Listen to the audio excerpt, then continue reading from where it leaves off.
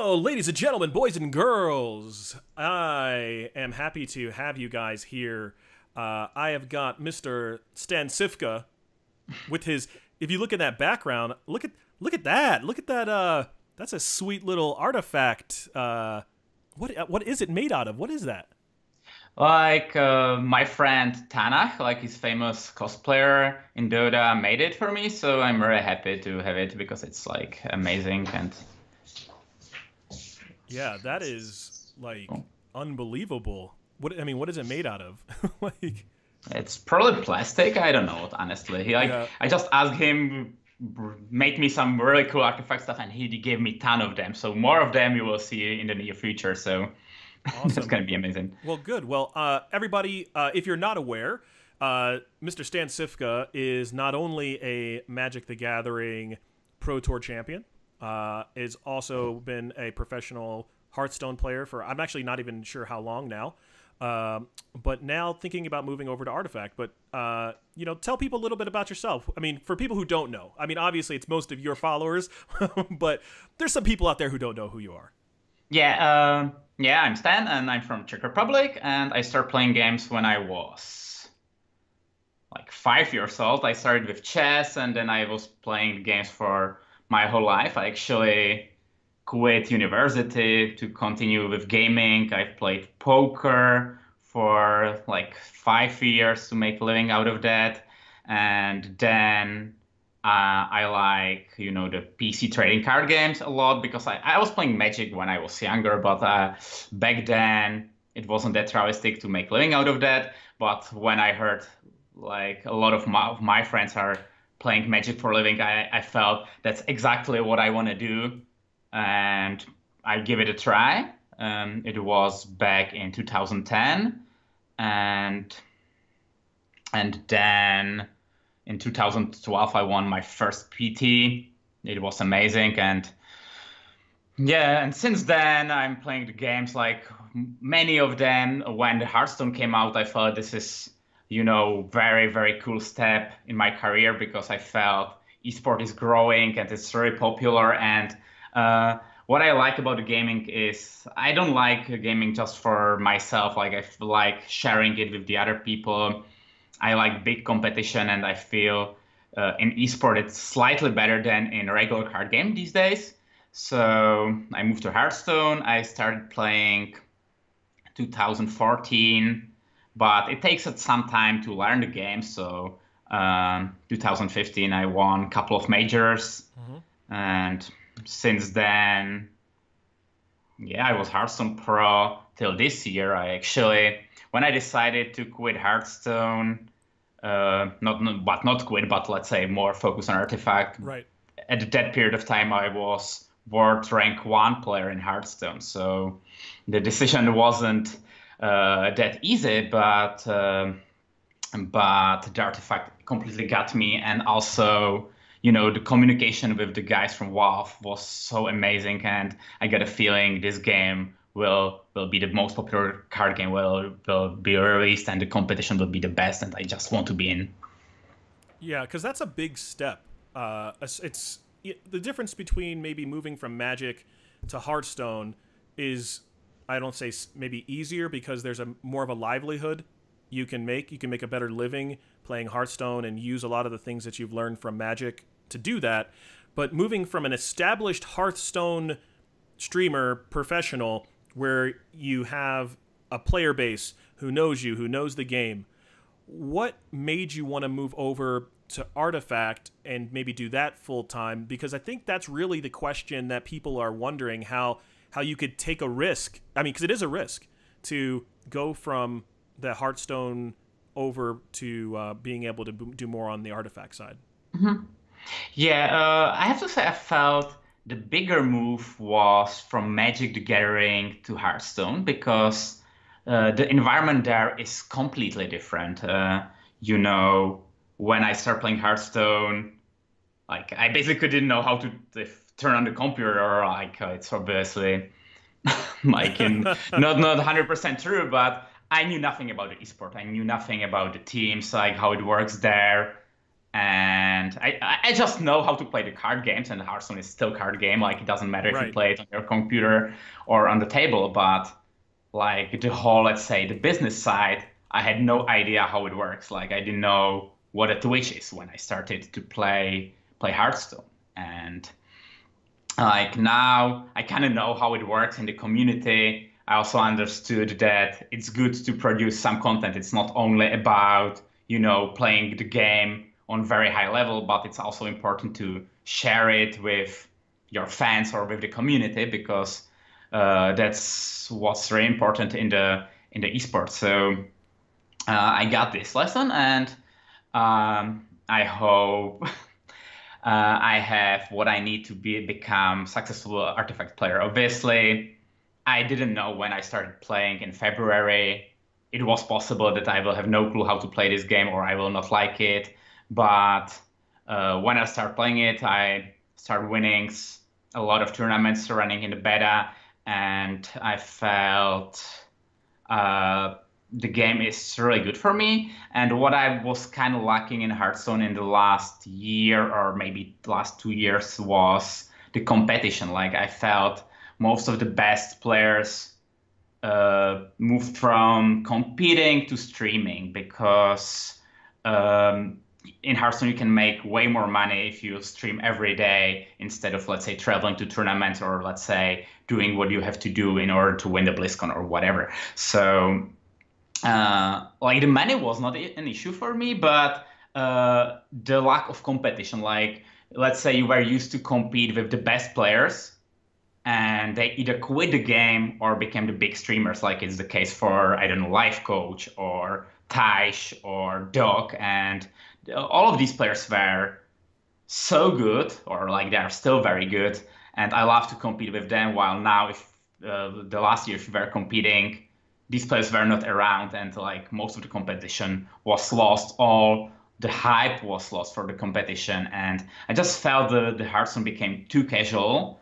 And I'm the competitor by the heart, despite I like, being in touch with the fans, but still, what I mainly love about the gaming is the competition. And in the Hearthstone, I felt it got worse and worse. And I feel the artifact goes completely different direction. There are really big tournament announced already, and how I feel is now most of the top players from every card game is moving to artifact, and I feel the competition will be the most difficult we ever had in any card game, which is like really challenging for me. So I want to give it a try. Maybe I will be not good enough. We will see, but I will I do my best in order to fight for the place. Eh? Well, I think I was explaining to someone who's in the beta about, because they're new to the beta, but I was explaining to them what the metagame of the beta is like.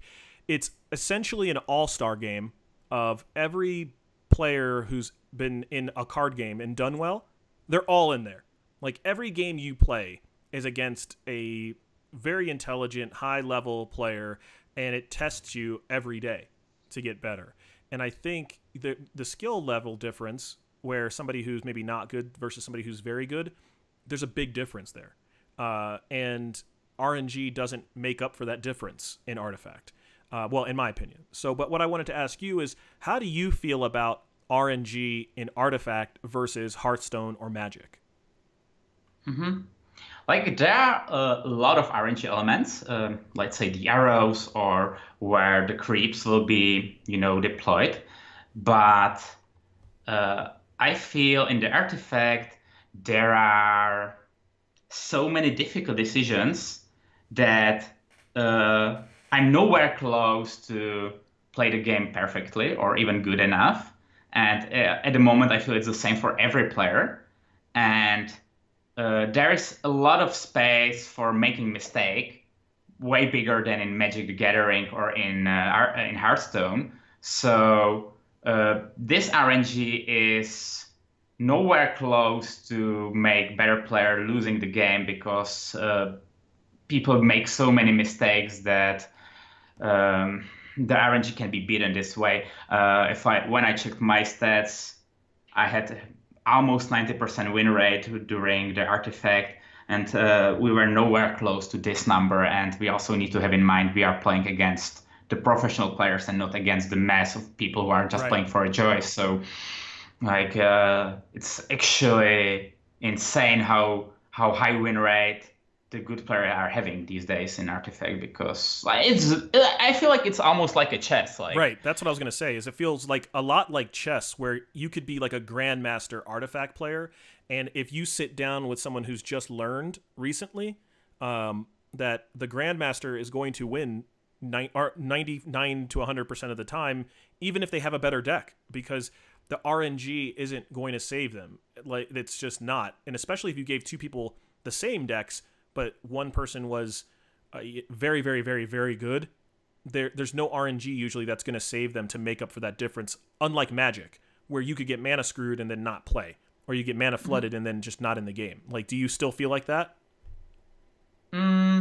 Like in Magic, I have to say, like, every fourth game was not played at all, and even the total, noob, even if we say it, can be the world champion. In Artifact, it's not like that, but we also need to have in mind we are still in closed beta, and everyone is playing kind of bad compared how good players will be, let's say, in 1 or 2 years. So I guess, let's say, maybe after 2 years, the RNG element will be bigger because people will be closer to perfection. Like, so then the RNG can matter. But I guess the first year, it's gonna be basically pure skill game. Yeah. Yeah, and I think it'll be, especially for limited. We've been talking a lot about limited with Yoel and on Twitter, and I got to release some information about how draft, how the Gauntlet works. On your side, well, first of all, are you going to be able to play on Saturday to play in the limited tournament? Okay. Yes, I will. So, I guess tell the people who are here just a little bit about, maybe if you want to. I know maybe you don't want to share, but tell them a little bit about how you approach a draft and what you're looking for when you're opening packs and doing the draft itself. Maybe we should explain how the Gauntlet works. Like, it's basically similar kind of to Hearthstone Arena Draft, that it's single player. It's not like on Magic Online that you draft against the other players, but you selecting from the cards you have prepared. It's changing a lot because the algorithm Valve putting is making the Gauntlet more balanced, and it's getting really skill intensive. So now it became really, really good format. Like, what are we approaching? Like, in the Gauntlet, it's mainly about the heroes, because if you have a good hero, you always get it. Like, while if you have a broken card, you still may not draw it. So mainly the heroes are determining which cards you're gonna be, but also there are a lot of preferences, and there are archetypes, and in some archetypes some cards are extremely good, while in the other archetypes they are close to unplayable. So you need a lot of practice. So it's really time consuming to try it all out. There are a big amount of possibilities how you can go. So it's extremely complex, and, like, obviously, yeah, you can't explain it all in one sitting how to do well in draft. But on your side, how do you value? You said something about heroes, and you said that heroes are very important. How do you draft your heroes? Do you value getting them early, or do you try to just wait until you get the most, like, the very best one? When do you decide how to draft a hero? Yeah, I feel it's also changing with the algorithm now, because when we started the Gauntlet, I felt the hero selection was completely random. Like, for people who doesn't know how it works, from out of each pack, you get exactly one hero. So if you first pick a hero, you cannot pick additional hero in that pack. So at the very beginning of the Gauntlet, it was way better to gamble to get a good hero than it's now, because the Valve balanced the Gauntlet, and the best heroes are now way less likely to show up later in the pack. So, for example, there were heroes you wouldn't like to pick as a first pick when you open the pack, because it was simply better to gamble you get an OP hero, while now, since they decrease the chance of getting these broken heroes, it might be correct to pick the certain hero. So it really depends. Like I actually have an Excel spreadsheet where I put like the numbers on every hero, and I kind of try to balance like when to pick them and when you have to gamble. But in general, like there are really bad heroes you never want to pick because the basic heroes are better than them, and there are heroes which are so good that you always pick them and you just jump into this current no matter what. Like it's like really depending. Well, that's what I was going to say. Is there's definitely some heroes and that if you open them in any pack, you really want them to be in your deck. Like you'll splash, even if it's just for the hero and their signatures. Like the creature, I mean the hero is just that good. Do you find when you're making draft decks that you stay in two colors, or do you end up splashing a third, or do you always look to play three and just play the strongest cards? Well, what is the overall idea of the deck construction side? It really depends on the certain archetype because let's say the blue has kind of weaker heroes while it has very good cards. So if you play the blue, you're more inclined to splash, let's say, the red hero, while if you're playing, let's say, green-black deck. But so it really depends. Mainly, I think you play two colors.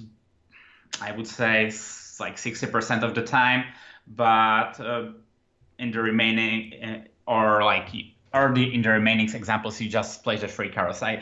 We never had a success with all four color deck, to be honest. Yeah.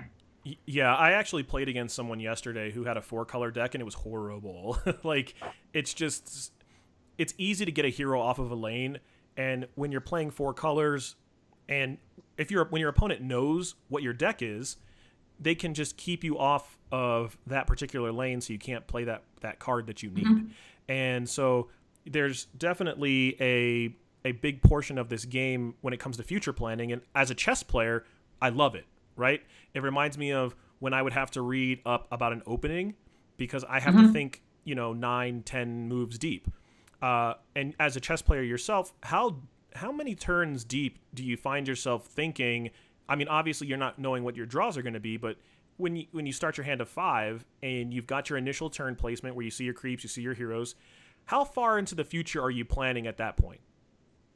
Well, it depends on the state of the game, but basically now, since we have the open deck lists, you just look at them and you imagine the scenario how you will win the game. Like that's how you start, and you imagine the whole game till turn 9 or whatever, and try to think what exactly should happen in order you win the game or how you would end up losing. So at that point, you already decide, should I put the heroes on the same lane as my opponents to play longer game and try to fight for the resources, or should I be trying to race and put it on the different lanes? So that's the overall game plan, and that's you do right when the game begins before you make the decision to play the first card.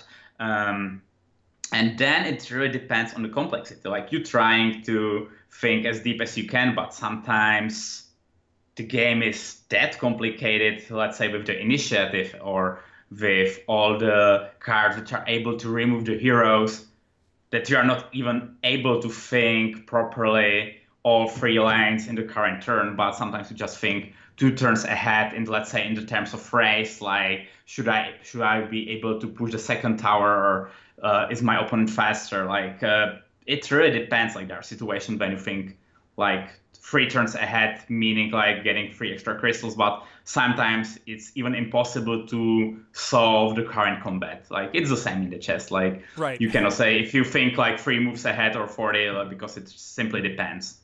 So what do you find that so let me just kind of get back onto like with limited, how do you feel about the state of limited today compared to, obviously Magic is a different draft format and Hearthstone has a little bit different format. Do you like where draft is today, or would you like to see like a 8-man pod for draft? What would you like to see?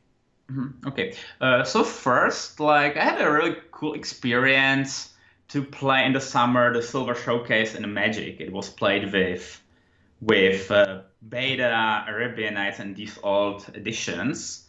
And I was preparing for the tournament a lot because there are very good prizes. And I was actually surprised that people started to play the game because I felt it wasn't that great. It was Like, horrible. You can say it. It was horrible. but we have to, have it in mind that there were no other games like this. Like Right. they didn't compete with, Hearthstone and Artifact and everything. While about the Artifact, like we need to have in mind, like we are just starting. Like we didn't even have the open beta now, and like the game for me is very playable, and like it's probably better than Hearthstone Arena, how it was, evolved in 5 years, and that's simply amazing to me. Like, and like this format is definitely very good. It could be really cool to draft with the other players at the tournaments. While I'm not sure how good it's from the business perspective, because people would need to wait for other players to make their picks. While now, if you draft yourself, you can draft however quickly you want. So, like, I think if you would draft against the other players, it would be more competitive. While it's obviously way better for casual player if you just draft against the computer, or like if everything is arranged. So Yeah, and that's how it is. I mean, I think, but as a tournament format, I think I wrote a big article about what I think a draft should look like, with eight man pods and how that would work and so on and so forth. But I just think as a tournament level, there being able to read signals would be pretty deep, and being able to hate draft, just all the things that come with a Magic the Gathering draft, I think would go a long way. But on your side, so can you tell people a little bit about your experience in the closed beta tournaments and how those went for you? Because I don't know if everybody knows how well you've done there. I'm not sure if we're allowed to share it, or are we? Well, we can talk about the tournaments. Okay, we're allowed to talk about, like, obviously that who's won tournaments and things like that, but Okay, so we are allowed to tell like. but we just can't talk about notes. the decks themselves. Okay. So basically, how it worked, like I got a key in the early of the year, but some players had it, and there was a tournament. I think like 3 days after I got a key. So obviously, if there's a completely new game, it's really difficult to catch up. Like you don't know the rules, and there are no YouTube videos to check out like how does the rule works, like what's the initiative, what's retaliate, what's everything. So like I tried a lot and I prepared a lot and I made it to semifinals, but at that point I had no clue about the game. And then there were 3 constructed tournaments, and I won all of them.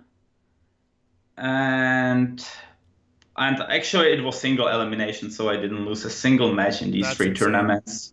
And it was basically, I guess, every month. And between every tournament, I felt I improved the decks a lot. But it was basically because there were not that many players, or at least in the first tournament, like it got way more players. I think when I won the first tournament, it was like 30 players playing, or I don't know the exact numbers, and then it always doubled. And the competition became more and more difficult. And yeah, like what was the question? Like how did I feel about it constructed? Yeah. I feel like, yeah, like the field were improving a lot. Like now when I'm playing in the closed beta, I feel the competition is now really tough.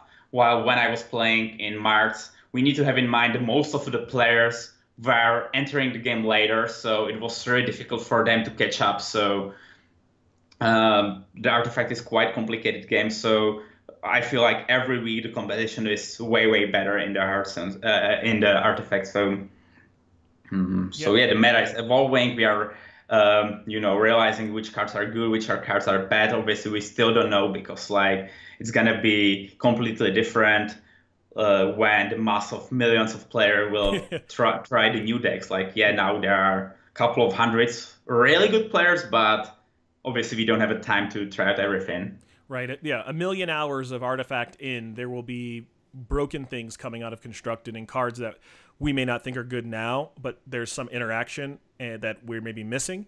And this is still the base set. Remember, like, we're still talking, this isn't an expansion. We don't have more cards. And I remember when Magic first started and we had, you know, Alpha and so on and so forth. But when Arabian Nights came out, it added a whole nother, you know, element to the game. And we're not even there yet. And Artifact is very playable today. And that's what's, I'm very happy about that. So I don't want to keep it too much longer. But what I wanted to, last question I wanted to tell you is, or ask you, is can you give some advice to play, because you've been doing these little tidbits online. And actually, you know what? You just changed your name. Like, you have like a new nickname on Twitch. It was like LuckBox or something like that. Tell me what that is about first before I get to my other question.